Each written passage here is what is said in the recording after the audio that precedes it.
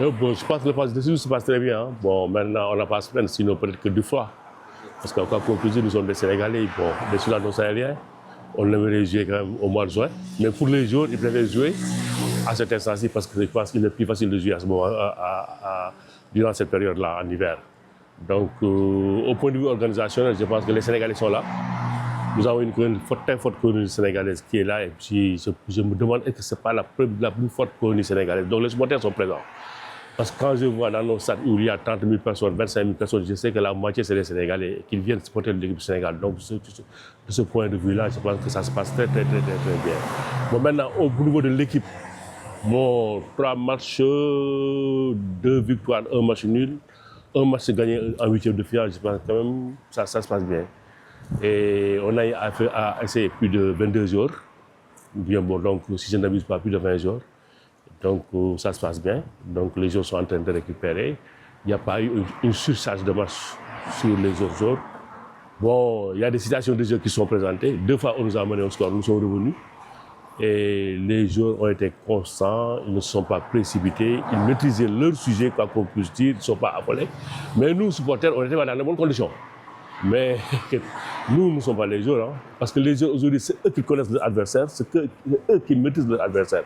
Et ils savaient qu'ils allaient revenir. Donc je pense que pour ça se passe bien. Je pense qu'aujourd'hui, on peut dire quand même que le Sénégal a une bonne équipe. Oui, ça va être un derby ouest-africain, un derby de voisins, les Maliens seront motivés. Mais aussi cette motivation aussi doit être les miennes. Hein. Nous devons aussi avoir la même source de motivation que les Maliens. Maintenant, pour la bonne intersecte des 2 équipes, je pense que le Sénégal est d'un cran au possible supérieur au Mali. Maintenant, aujourd'hui, ils vont venir avec le fighting spirit, mais je pense aussi que le Sénégal va venir avec son jeu. Et je suis vraiment optimiste pour ce match-là contre le Mali. Je suis vraiment optimiste, que ce soit le Mali ou la Tunisie, je suis quand même optimiste pour ces quarts de finale-là. En tout cas, je vois le Sénégal en demi-finale.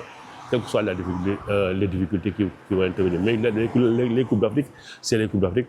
C'est des matchs qui sont très difficiles, très joués et âprement discutés. Vous avez vu hier le Maroc, qui a peiné à venir. Et même en fin de match, il y a eu de petits problèmes.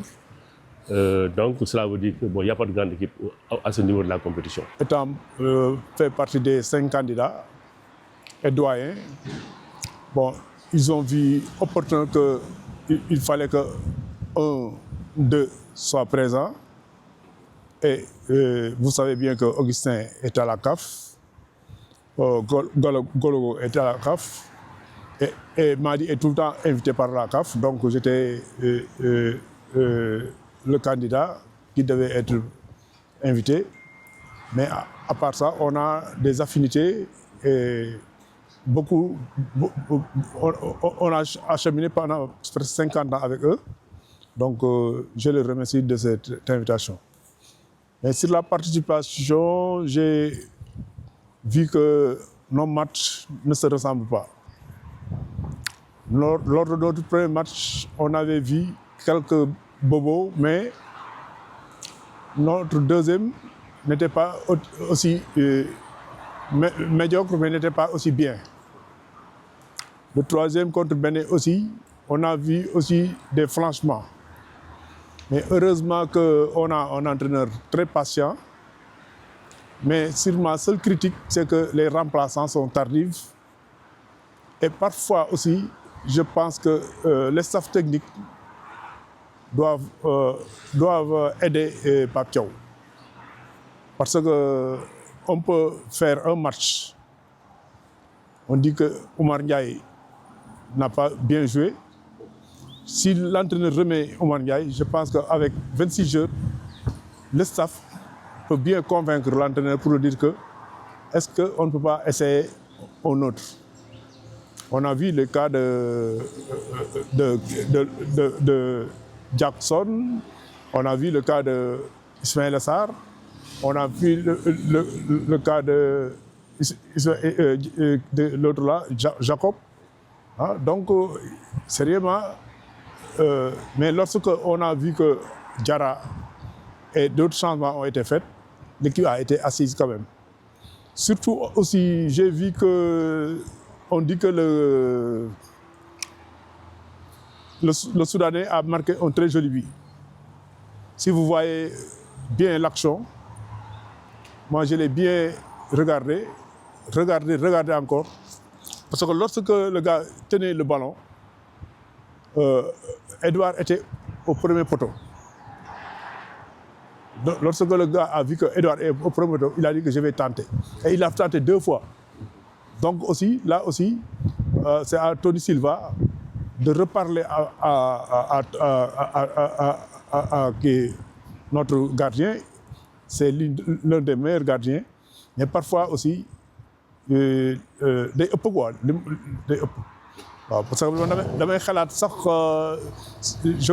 si on retrouve comme le Mali, s'il fait 5 pas, je pense qu'il sera lobé.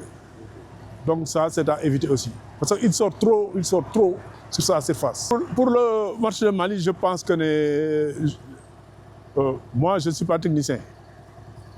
Mais les Maliens, leur jeu, c'est les flancs. J'ai vu que c'est les flancs. Ils ont un bon milieu de terrain avec Bissouma.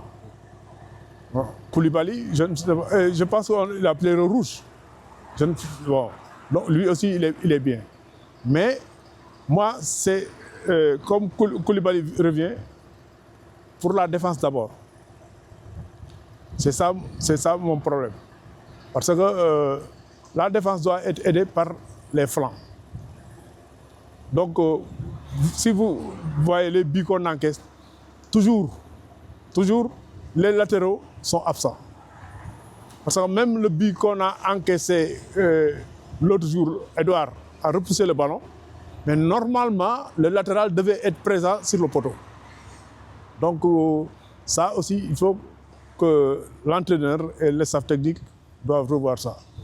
Mais à part ça, je pense qu'avec le Mali, si on commence avec rigueur, on gagnera le match. Mais si on commence comme on avait commencé avec le Soudan, parce que les grandes équipes là, s'il te prend à la première minute, tu auras chaud pour revenir. Ça, c'est mon analyse.